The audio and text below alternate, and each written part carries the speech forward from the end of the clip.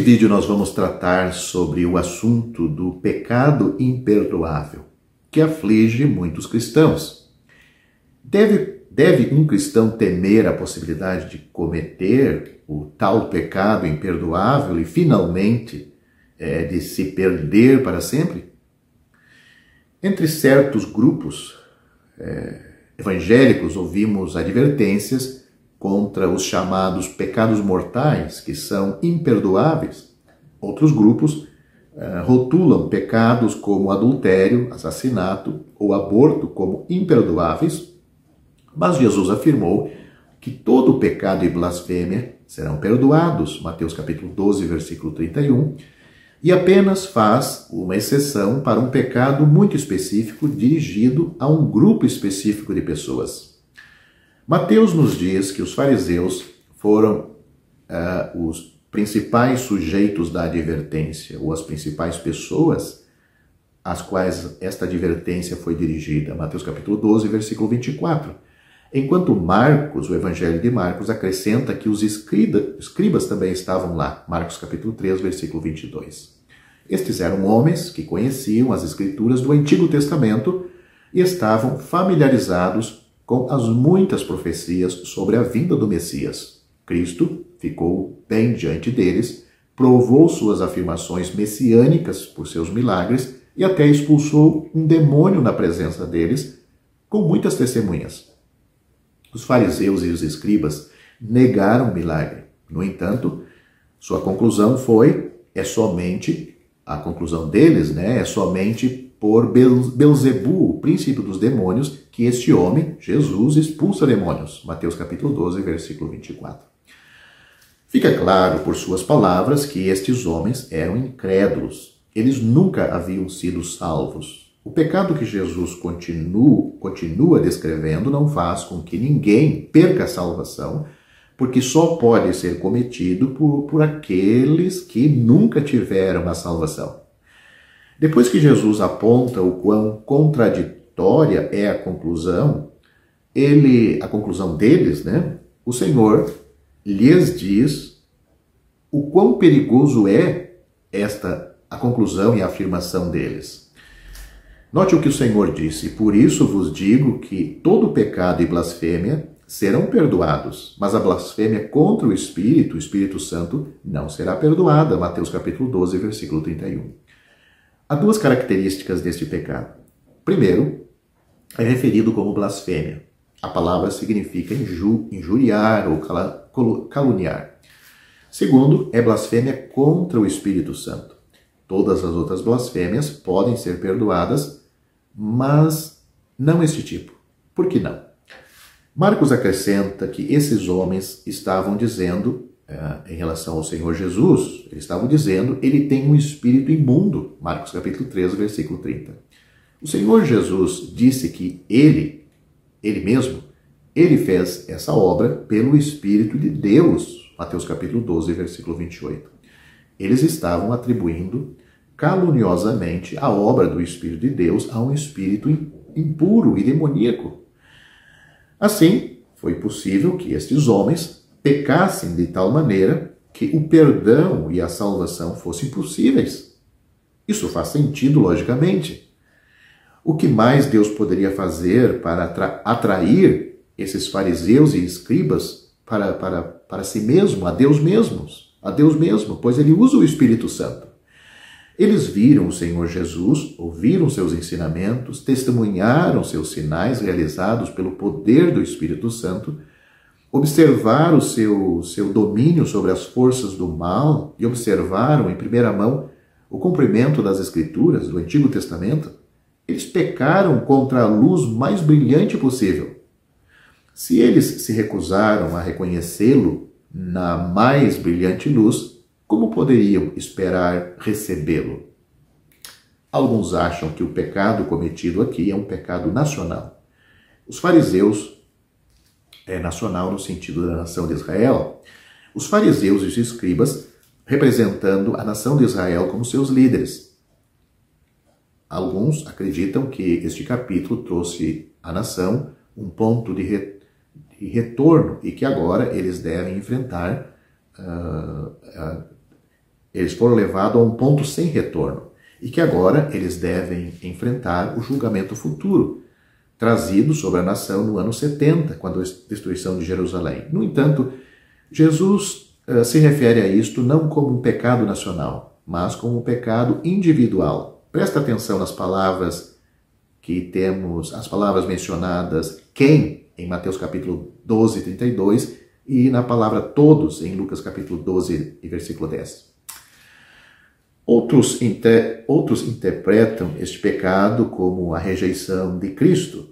No entanto, não admitiríamos honestamente que todos nós rejeitamos o Filho de Deus, mas Deus, que nós, em certa altura das nossas vidas, rejeitamos o Filho de Deus, mas Deus continua a falar conosco em sua graça, até que finalmente fomos alcançados por seu Filho.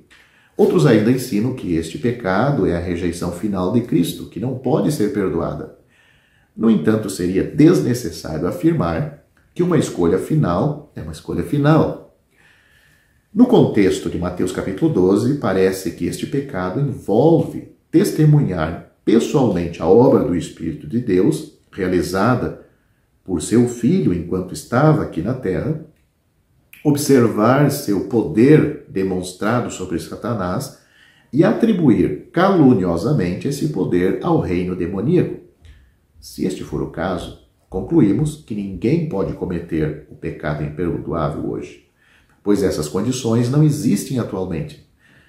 Nem as condições existiam na história do livro dos Atos. Em nenhum lugar no livro de Atos dos Apóstolos, lemos sobre a possibilidade de cometer o pecado imperdoável. Mas essas condições existirão no futuro, depois do arrebatamento.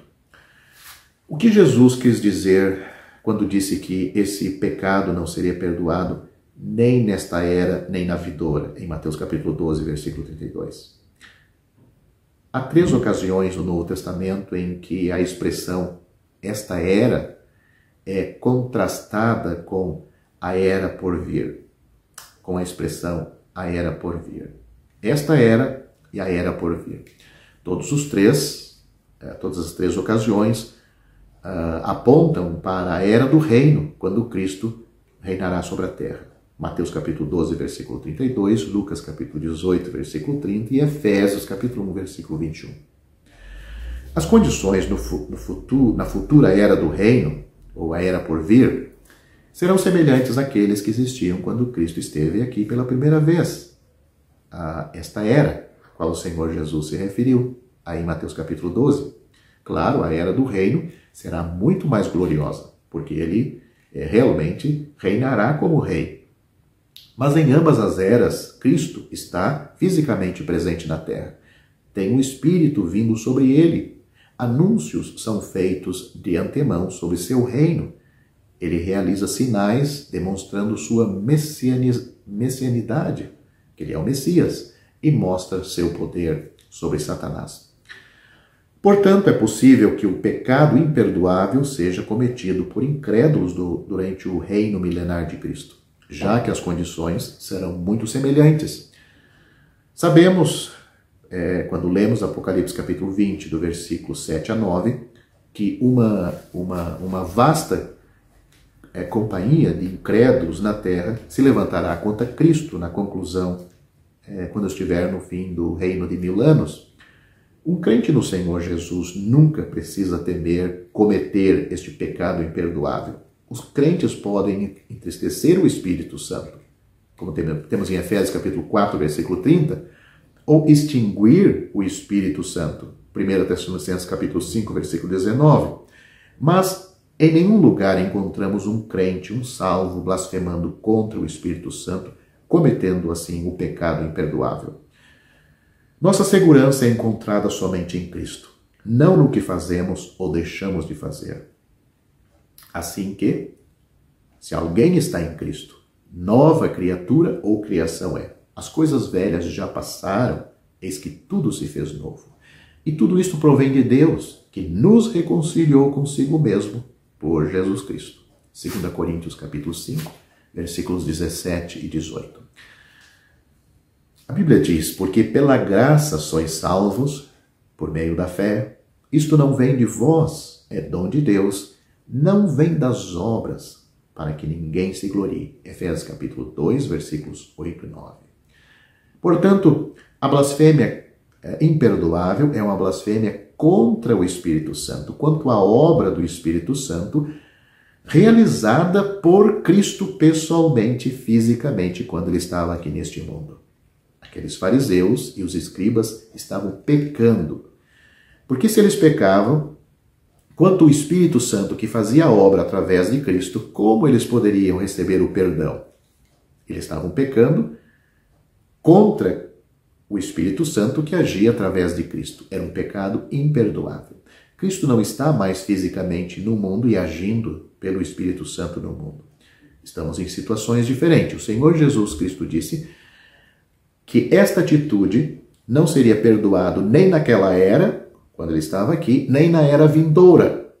Muitos religiosos afirmam que não podemos ter certeza da nossa salvação nesta vida. A questão da segurança de um crente nos atormentaria até o último suspiro, se essa segurança dependesse de nós de alguma forma. Podemos temer não conseguir preservar até o fim esta salvação que ganhamos de Deus? E se vacilarmos em nossa fé pouco antes de morrer, como fica essa situação? E se escorregarmos em nossos momentos finais, sem nenhuma oportunidade de arrependimento, como fica esta salvação que ganhamos? Se temos que preservar ela, poderíamos ou perderíamos então o céu e mergulharíamos no inferno? Se a salvação dependesse de nós, teríamos todo o direito de nos preocupar. Na verdade, estaríamos desesperados.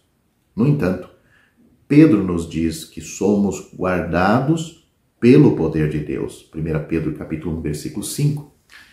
Não somos instruídos a fazer o que nos manterá seguro, mas sim encorajados a saber quem é que está nos mantendo seguros.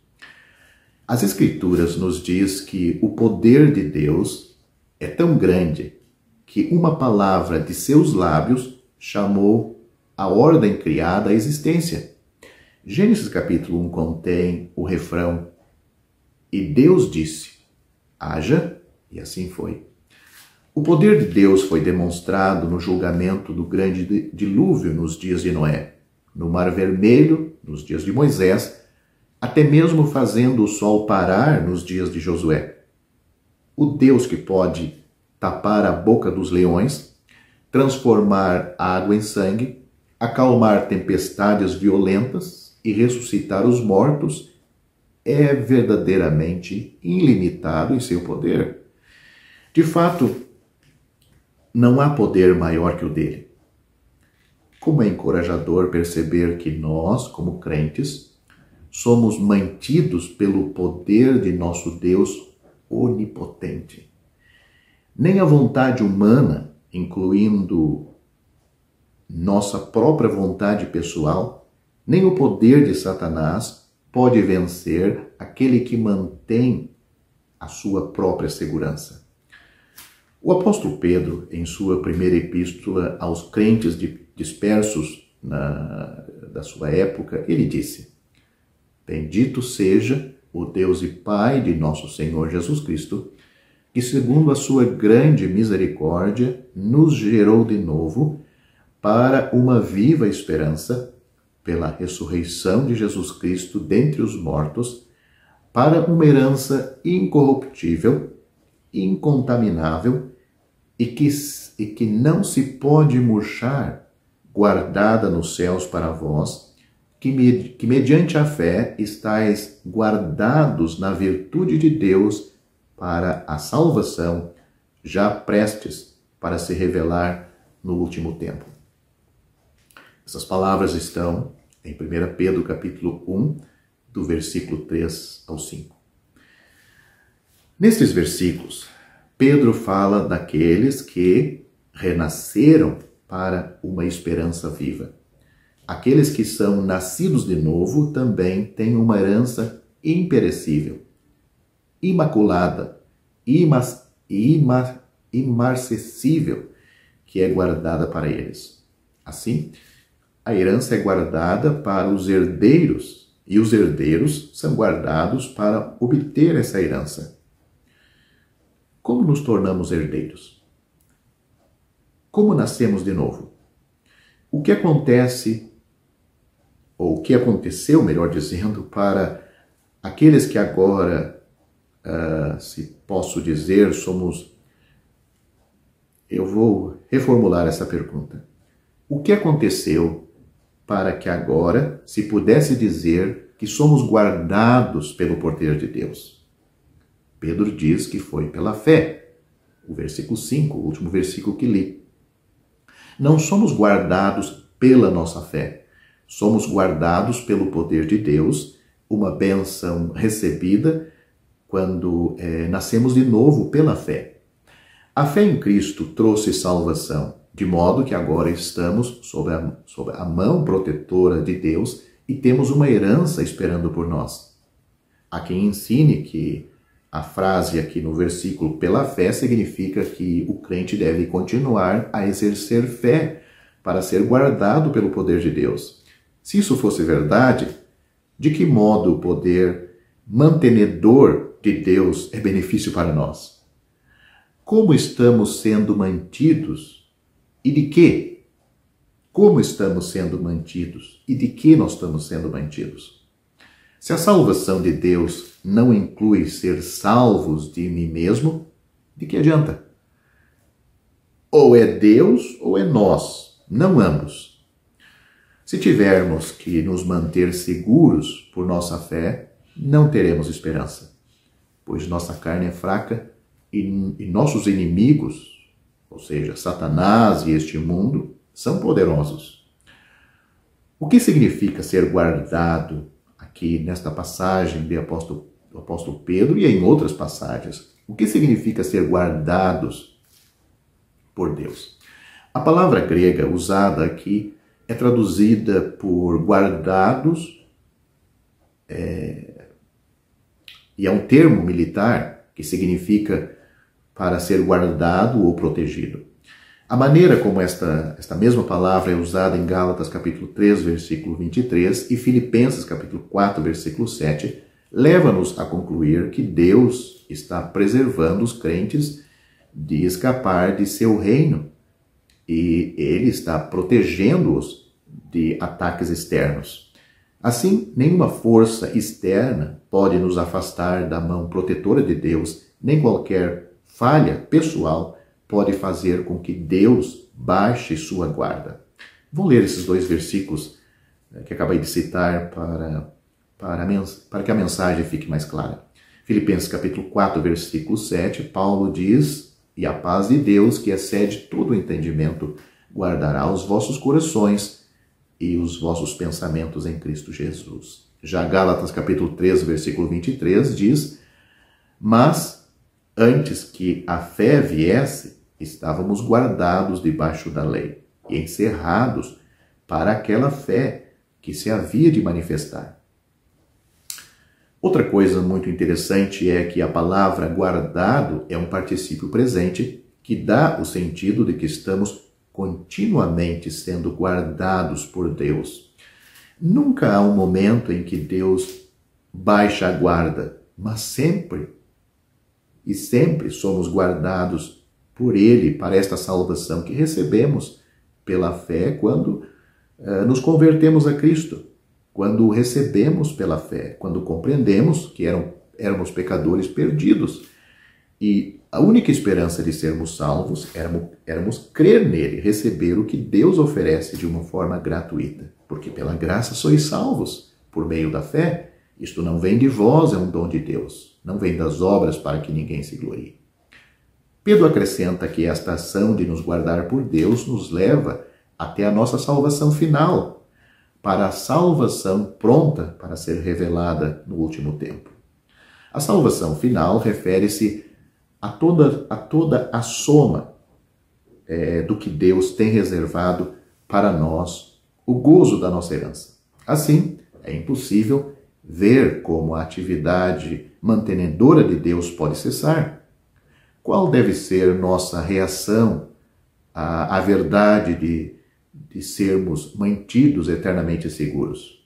A resposta certamente não é com a determinação de pecarmos. Devemos responder com louvor: bendito seja o Deus e Pai de nosso Senhor Jesus Cristo. Como diz Pedro, o apóstolo Pedro, no versículo 1 desse capítulo. Não é de surpreender que devemos responder com alegria. Vocês se alegram muito com isto, diz Pedro neste mesmo capítulo 1 da sua primeira epístola, no versículo 6. Quão apropriado responder também com amor pelo próprio Salvador, a quem, não vendo, amais, diz o apóstolo Pedro neste primeiro capítulo, do versículo 8.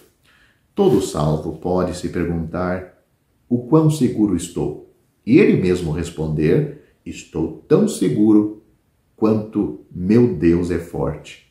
Estou tão seguro quanto suas promessas são certas. Estou tão seguro porque ele é fiel, mesmo quando eu não sou. Leia 2 Timóteo capítulo 2, versículo 13. A única maneira pelo qual posso ter certeza da salvação é quando ela é obtida pela graça e mantida pela graça. Caso contrário, nunca poderia ter qualquer garantia a qualquer momento. Pela graça de Deus, estou salvo e seguro. E você? Você tem esta salvação? A Bíblia diz: porque pela graça sois salvos por meio da fé. E isto não vem de vós, é dom de Deus. Não vem das obras, para que ninguém se glorie. Efésios capítulo 2, versículos 8 e 9. Eu já citei esse versículo no vídeo.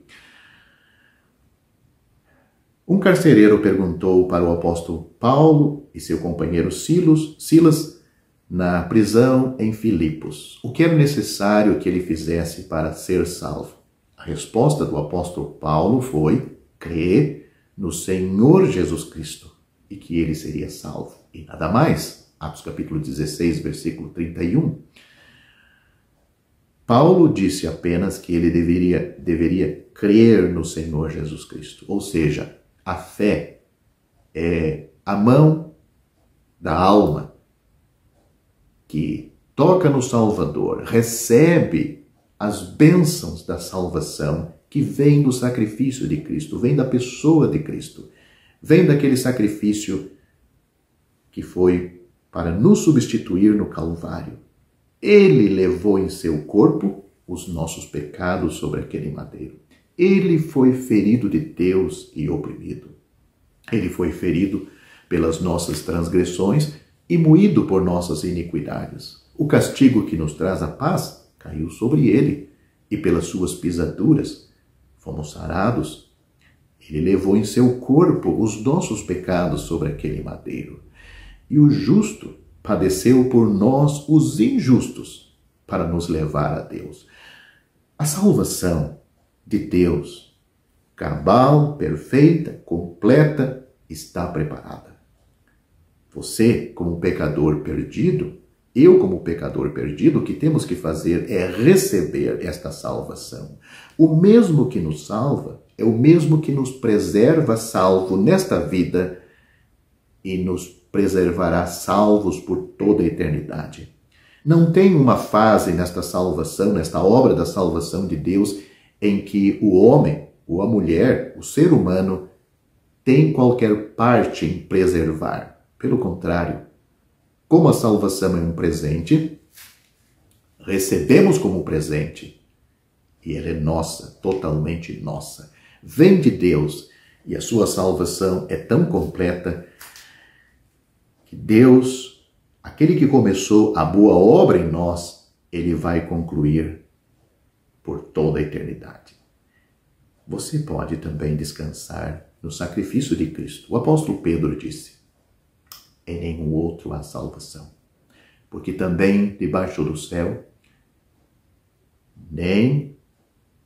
não há outro nome, não foi dado outro nome, não foi colocado o assunto da salvação sobre outra pessoa, Porque o nome da Bíblia fala da pessoa. Ele disse, em nenhum outro há salvação. Porque também debaixo do céu, nenhum outro nome há dado entre os homens pelo qual devamos ser salvos.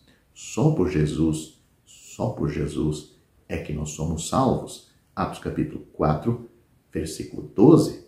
Portanto, para você ser salvo, a minha resposta é a mesma que o apóstolo Paulo deu ao carcereiro. O apóstolo Paulo e Silas deu ao carcereiro quando lhes perguntou o que era necessário ser feito para ser salvo.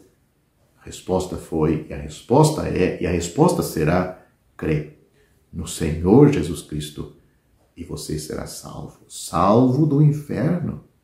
Porque é isto que o pecador merece, por causa dos seus pecados. Salvo da força, do poder do pecado que está em cada um de nós. Salvo das ciladas e das tentações do inimigo. Salvos deste mundo que jaz no maligno. Salvo para Deus. Salvo para o céu. Salvo para ter comunhão com Deus nesta vida. Salvo por toda a eternidade. Se você não recebeu esta salvação de Deus ainda, você está perdido no caminho para o inferno. E para você ir para este lugar, a porta que se abre para este lugar é com a morte. Você morrendo em seus pecados, você pode estar certo, tão certo do que como você me ouve hoje, você vai abrir os seus olhos no inferno. Mas Deus não quer isto. Deus quer que todos os homens se salvem e venham ao conhecimento da verdade. Mas a pergunta é, todos os homens querem ser salvos? Eu pergunto para você, você quer ser salvo? Você pode responder para mim, mas responda para Deus. Eu não posso ver seu coração. Deus vê e Deus sabe, e Deus não vai deixar ninguém que queira ser salvo realmente sem esta salvação.